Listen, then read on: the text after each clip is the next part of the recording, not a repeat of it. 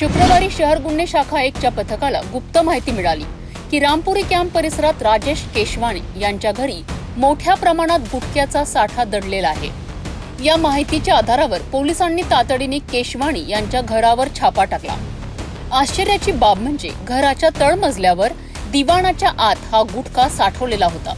पोलिसांनी अनेक तास शोध मोहीम चालवून तब्बल 10,50,000 रुपयांचा गुटखा जप्त केलाय। या कारवाईनंतर अन्न व औषध प्रशासन विभागाच्या अधिकाऱ्यांनी घटनास्थळी पंचनामा केला।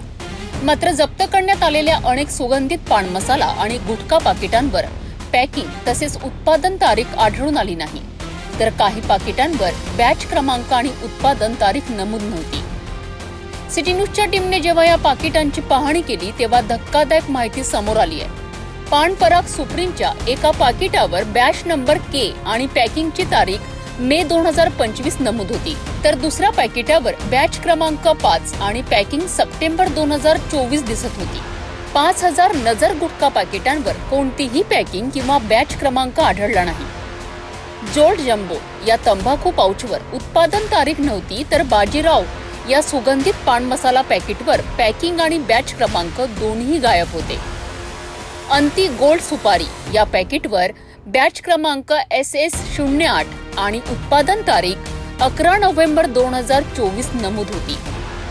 आता या जप्त गुटख्याच्या मालावर अनेक प्रश्न उभे राहिले आहेत। हा गुटखा असली होता की नकली?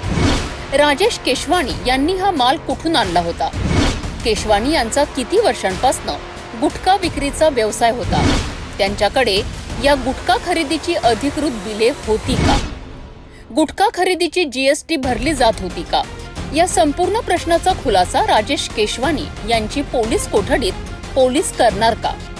पोलिसांच्या चौकशीत केशवाणी यांच्याकडून गुटखा माफियाचे बडे नाव समोर येईल का, की हे प्रकरण थंड बस्त्यात जाणार का, हे आता समोर पाहावं लागणार आहे। सूत्रांकडून मिळालेल्या माहितीनुसार जप्त करण्यात आलेला हा लाखोंचा गुटखा शहरातील तब्बल 7 गुटखा व्यावसायिकांचा होता।